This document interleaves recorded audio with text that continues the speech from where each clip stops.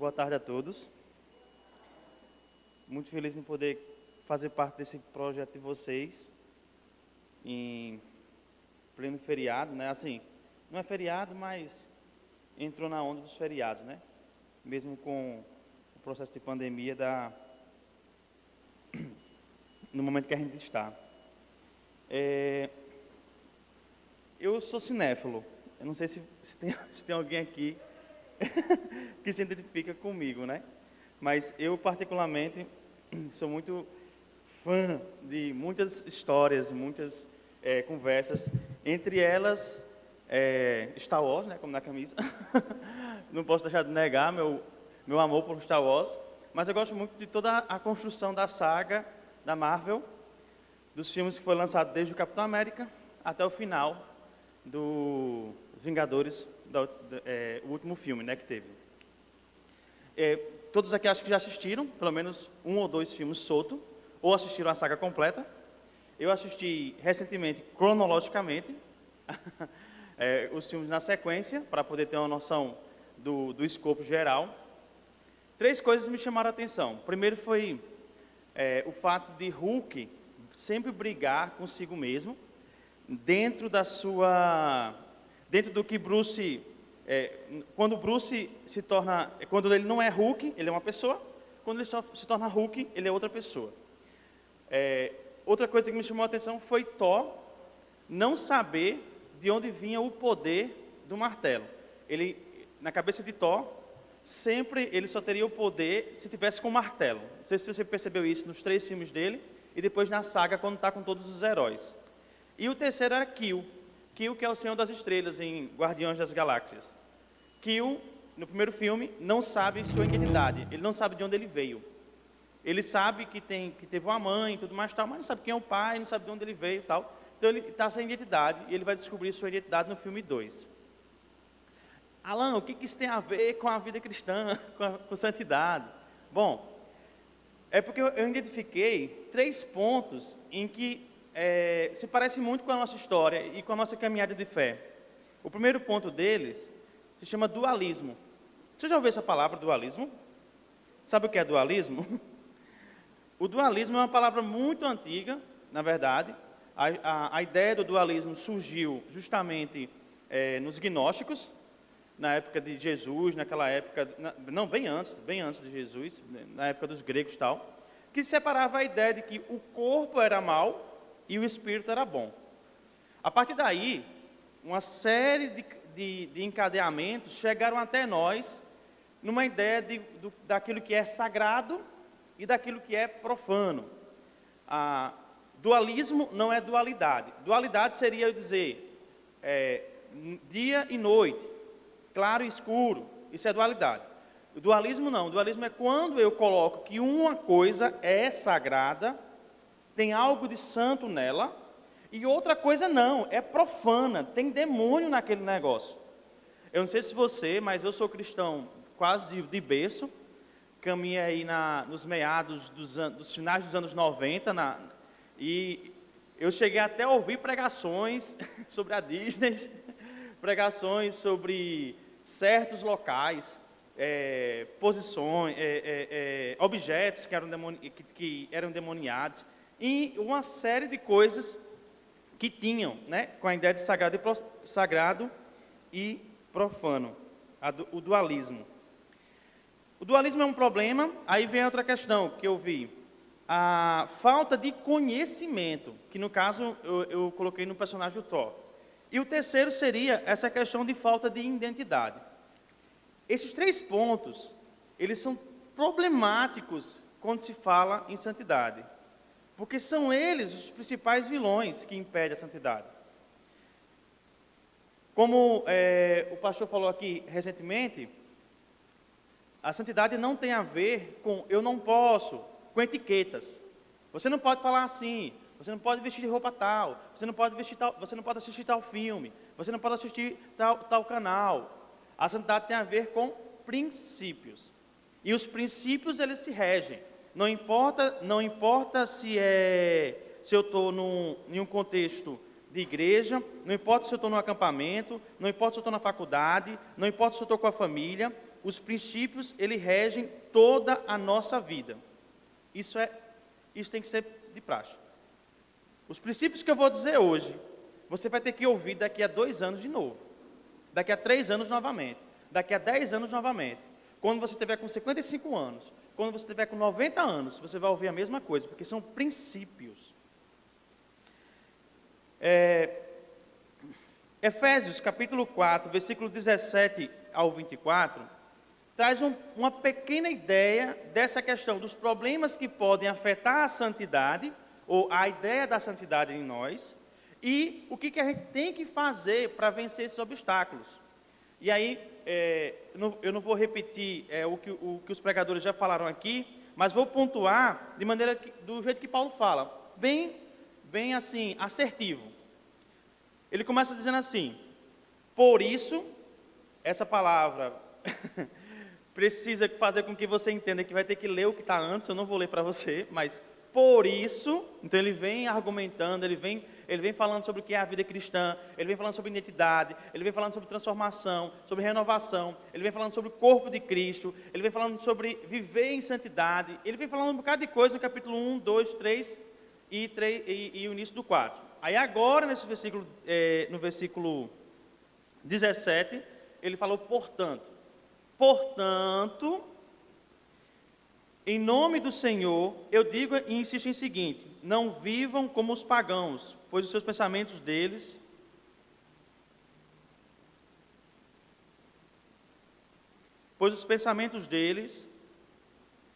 não têm valor, e a mente deles está na escuridão. Eles não têm parte na vida de Deus, na vida que Deus dá, porque são completamente ignorantes e teimosos. Essa é a versão NVT, certo? Eles perderam toda a vergonha e se entregaram totalmente aos vícios. E eles não têm nenhum controle e fazem todo tipo de coisas indecentes. Paulo apresenta para os efésios algumas das características de pessoas que talvez não, com certeza não estão andando em santidade. Mas eu queria que você entendesse a forma como que ele vai colocar isso. Primeiro ele fala, em outra versão ele fala, eles andam nos seus próprios pensamentos. E nessa mesma outra versão ele fala, pensamentos vazios e inúteis. Depois ele fala, eles andam na ignorância e vivem à parte de Deus. Eles são alienados da vida que Deus dá. Eles têm um coração duro e eles são insensíveis. E a parte pior, para mim, que é uma marca que também, é que ele fala que, por causa disso, eles são levados para impureza sexual. Quando nós não andamos com Deus, é muito natural que nós venhamos andar pelos nossos pensamentos. Nós começamos a ditar como é que vai ser nosso dia a dia. Nós decidimos o que vamos fazer com o nosso pensamento. Se vamos consumir conteúdo ruim, se vamos assistir alguma porcaria ou não, se vamos conversar palavrões, se vamos falar da vida dos outros, se vamos fofocar ou não. Vivemos à parte de Deus, sem prestar contas a Deus. Vivemos alheios de Deus. E é natural que pessoas que vivem alheia de Deus, distante de Deus, elas também prossigam para ter uma vida com o coração endurecido. Não se compadecem com os outros. E a principal marca, e aí você vai entender isso na carta de Gálatas, vai entender isso na carta de Colossenses, vai entender isso na carta de Coríntios, é a impureza sexual. Por quê? Porque uma pessoa que vive para os seus próprios pensamentos e com o coração endurecido, ela quer se agradar. E não há nada mais do que egoísta do que a impureza sexual, para uma satisfação própria e momentânea. Será que vivemos nisso? Na igreja, apresentamos uma adoração, lemos a Bíblia, e quando chegamos em casa, abrimos um site para ver impureza sexual? Será que vivemos assim também? Vamos para um congresso e voltamos para casa e falamos da vida dos outros? Será que vamos para a igreja e voltamos com o coração endurecido quando vemos alguém na rua? Você tem que avaliar. Você tem que parar e pensar. Está aqui, está na Bíblia. Você tem que pensar, será que eu estou vivendo assim? Mas, e aí graças a Deus tem um mais para nos salvar. Graças a Deus. Mas, versículo 20, não foi essa maneira de viver que vocês aprenderam com os seguidores de Cristo. Aprenderam com Cristo. Com certeza vocês ouviram falar dele. E como seus seguidores aprenderam a verdade que está em Jesus. Portanto, abandonem a velha natureza de vocês, que era vazia, que fazia com que vocês vivessem uma vida de pecados e que estava sendo destruída pelos seus desejos enganosos. É preciso que o coração e a mente de vocês sejam completamente renovados. Vistam-se com a nova natureza, criada por Deus, que é parecida com a sua própria imagem, que é parecida com a sua própria natureza e que se mostra na vida verdadeira, que é a vida correta, dedicada para Ele. Até aí.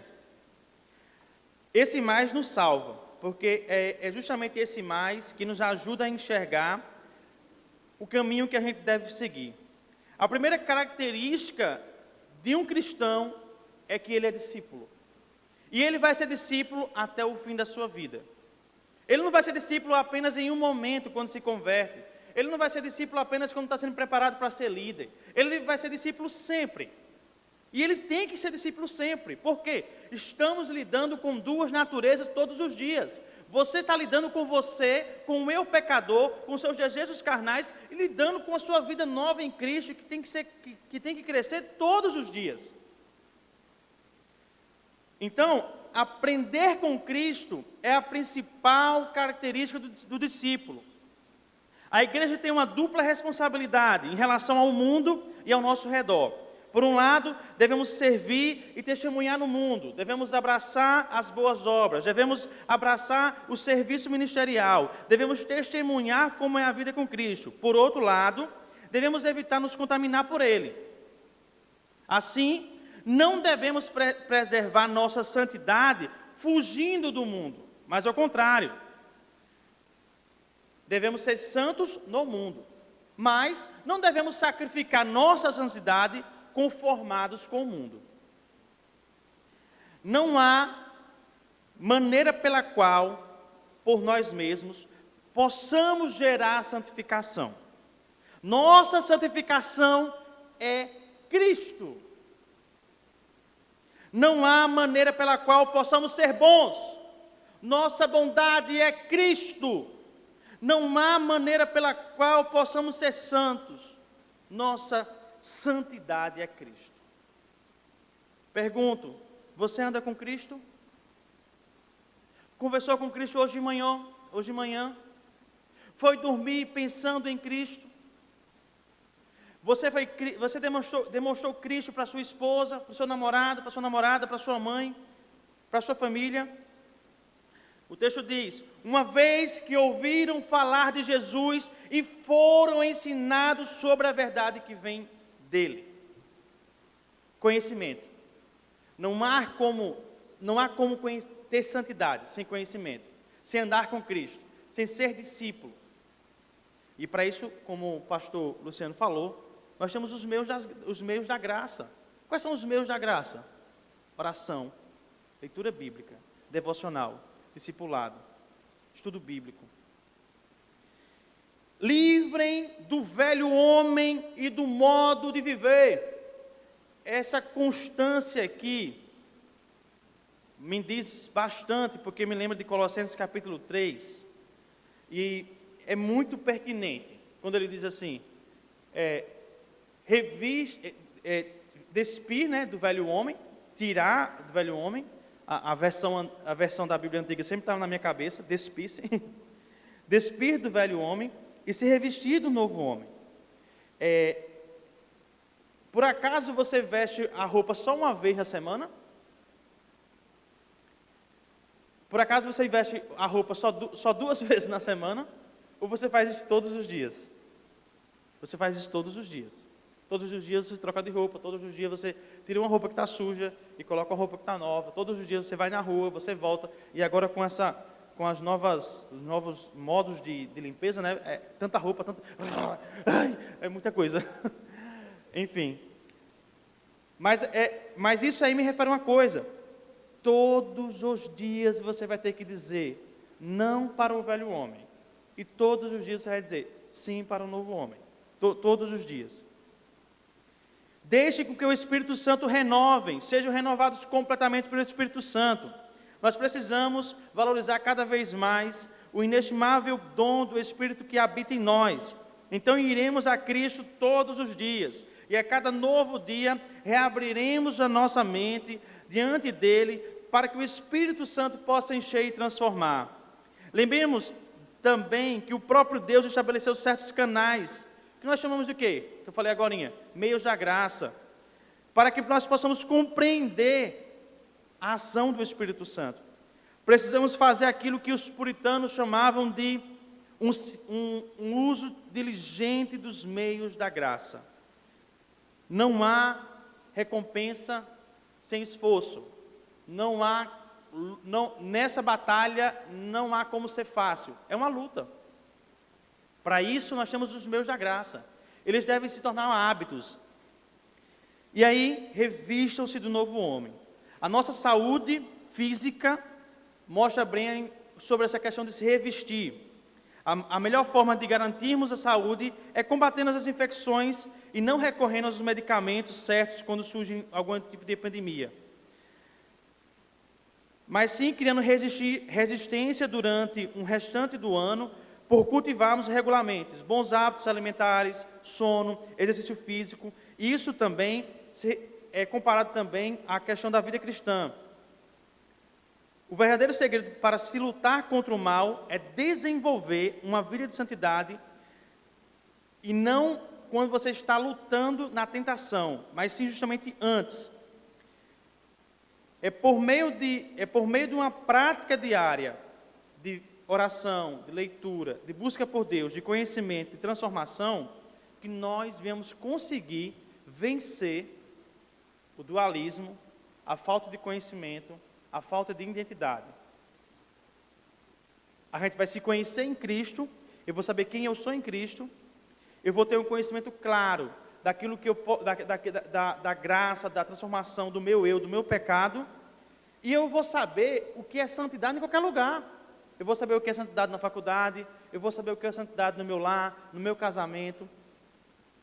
E aí, eu aconselho você continuar lendo a carta de Efésios. Eu não vou ler para vocês, mas eu aconselho você continuar lendo, porque ele vai mostrar os frutos dessa santidade, a partir do versículo 25, até o capítulo 5, até o capítulo 6 também.